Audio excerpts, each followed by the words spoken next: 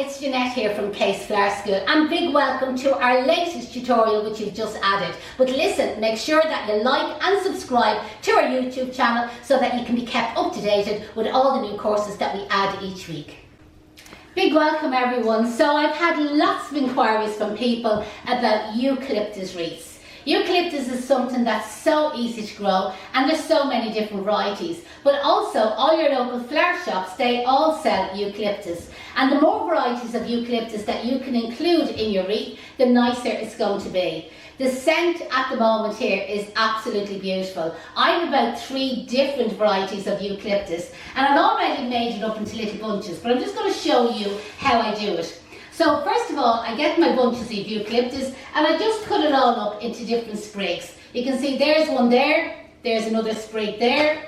That's what I'd call a sprig, that's what I'd call a sprig. So you can see there, no particular pattern or system. Bent ones, short ones, long ones, and skinny, scrawny ones, okay? And then all I do is I just bunch them together in my hand and just layer them either on top of each other, to the side of each other, and make them as bushy and as full as I possibly can. The wilder, the looser, and the untidier, the better the bunches. I then just pinch them together nice and tight at the end. And what you need to do this wreath is something like a twig base. This is a 14-inch base, but you can get a smaller one if you like. And a roll of what we call real wire, also known as mossing wire, and anybody in the States also known as paddle wire. And with a real wire, I'm now just going to catch it with my thumb, hold it in place, and wrap it around the same section 3 or 4 times. And then where do you just put the scissors, and we then just trim off our little bit of wire. Thanks a million. Trim off our little bit of wire, and there is our bunches made. Now when you get more experience, I'm presuming that most of you are beginners, intermediate, that are watching there. But when you get a little bit more experience, you can actually just layer all the sprigs of eucalyptus on the table. And then as you go to add each piece, you could just take them up in your hand, in a kind of a clump or a bunch, but without actually having to pre-wire them. It is slow to wire them like what I've done, but when I actually go to put the wreaths together, it speeds me up and it's a much faster way of putting it together. Where if you don't wire them, you're going to spend the time getting your bunches in your hand, and it just slows you down when you go to attach them onto the frame. But listen, it all depends on how experienced you are. If you don't want to use a twig base, you can use a straw base or a moss base. For anyone just joining, my name is Janette and I'm from Case Flower School. And here at Case Flower School we specialise in professional and commercial floristry courses. This is one of our free courses that we put out there just for the person that's maybe a hobby florist, enjoys flowers, having fun with flowers, and maybe thinking maybe they would like to train as a florist eventually. Here at the school, we have courses that will specialise in flower arranging, wedding floristry, funeral floristry, remembrance tributes, symphony tributes, large floral structures for hotels, weddings, events and churches, hand-tied bouquets, mixed bunches of flowers, and again for every aspect and every occasion, whether it be Christmas, Valentine's Day, Mother's Day, Happy Anniversary or Happy Anniversary. There's something there for everybody. So back to our wreath. To attach the real wire onto the twig frame, what I recommend is just place the real wire, the edge of it, with your thumb onto the twig base. And then go around that same area 2 or 3 times. But it is very awkward to do it when you're holding it up in the air like what I'm doing there, because it's hard to pull it tight. So what I recommend you to do is place it on the table, flat on the table, get your roll of real wire, more or less throw it into the centre. Lift up the twig ring, slide your hand underneath, grab the real wire, pull it out and pull it tight. Do that 2 or 3 times. Throw it into the centre, lift up the frame, slide your hand underneath, grab the real wire and pull out really tight, and we'll just do it once more for good luck. By doing it that way, you'll get it on really, really tight. If you don't want to use real wire, you could use a ball of twine, and again you could just tie a simple knot. Same thing with the bunches of eucalyptus, you could actually tie them all with a piece of twine if you haven't got the real wire. Now I'm going to make this eucalyptus wreath directly onto the frame. So where I've attached the wire, I'm just going to place that little bunch of greenery onto the frame and go around that section 2 or 3 times, okay? Just to hold it in place. And you can see there I'm using that same technique. I'm now going to step back a little bit and I'm going to place another bunch. But what I'm going to do with this second bunch, I'm going to go slightly angled to the left hand side, and again I'm going to wrap the reel wire around twice to hold it in place. Now I'm going to get my third bunch, and again stepped in behind it, but this time slightly towards the inside of the ring, wrap it twice to secure it in place. My next bunch slightly towards the outside of the ring, and again attach it there. So do you see that little trick of zigzagging the bunches, okay? I'm making the wreath look that little bit fuller. So again, just to hold that up, just so that you can see how it's coming together. I think I'm on my 5th or 6th bunch at this stage. So again, the next bunch, in behind it, slightly to the outside of the ring, wrap your reel wire around twice. And the next bunch, in behind it, but slightly to the inside of the ring. And you work that technique all the way around. Most times I go around the ring twice, okay, to secure it, but the odd time you might see that I'll go around the third time. Whatever I feel is needed, that's what I'll actually do. So that just shows you how quick and how fast that the ring can actually come together. You could do this in other foliages. And if you check out our YouTube channel, I have lots of different step-by-step tutorials showing you, first of all, how to make your own moss base, how to make your own straw base, how to do this in mixed foliage from your own garden, your neighbour's garden, or again, foliage that you forage. Or again, doing it in all eucalyptus, but maybe on a different type of base. All these courses are completely free, so absolutely feel free to pop over. Search us on YouTube as Case Flower School, but always make sure that you subscribe to our channel. By subscribing to our channel, you will be the first to get a notification to say that we have added a new step-by-step class. All these classes are completely free, and as I said, we're continuously adding to them the whole time. Sometimes we add wedding bouquets, sometimes we add hand-tied bouquets, and again, we add the odd funeral tribute ever so often. And again, I try to keep all the YouTube videos easy and simple and fast, and things that people can copy at home themselves. Where our more professional courses, I won't say they're more difficult, but they obviously go into a lot more detail. I would be explaining each item step by step, each technique and each material that I'm using. Part of our courses is that we provide all of the materials that you need for your course. So once you're enrolled on a course with us here at the school, you will receive a box in the post, and that will have all the materials, down to your scissors, your knife, your floral foam, your containers, your flower food, stem stripper, wires, ribbon, candle holders, oh, you name it, it's provided in the kit. So we try to make our classes a little bit like Ready, Steady, Cook. So if I'm working in red roses, you will work with red roses. When I work in white lilies, you will work in white lilies. When I have a pink container, you will be provided with a pink container. So all of our flowers come directly from the Netherlands to your own home.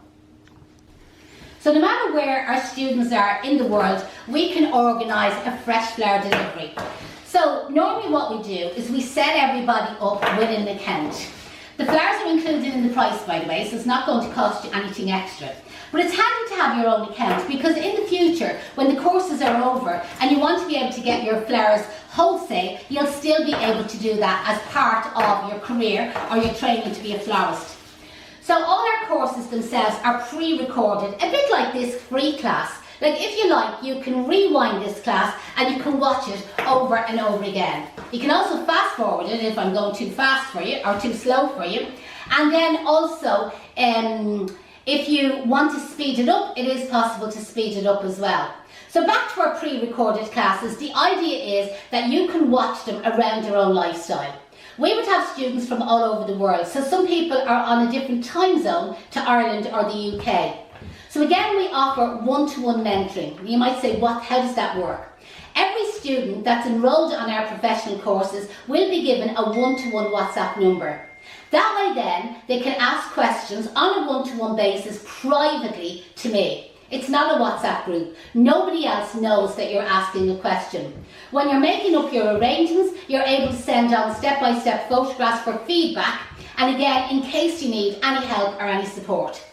When we started off online teaching here at Case Flower School, what I'm doing here, by the way, is I'm just lifting up them first few bunches.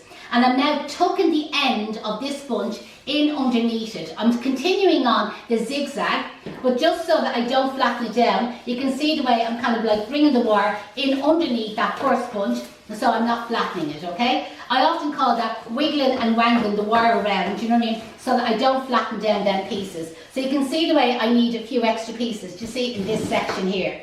So again, I'm going to lift up them first bunches. I'm going to sit in our bunch there to the outside, and then I'm going to bring the wire around, but again I need to bring it in underneath that first bunch so that I don't flatten it, and again pull the wire nice and tight. And anywhere that I feel I just need one more bunch here, so again just slide it in there on an angle. We get our real wire, and again a little bit of wiggling and wangling into there without flattening any of our foliage down. So just lift it up.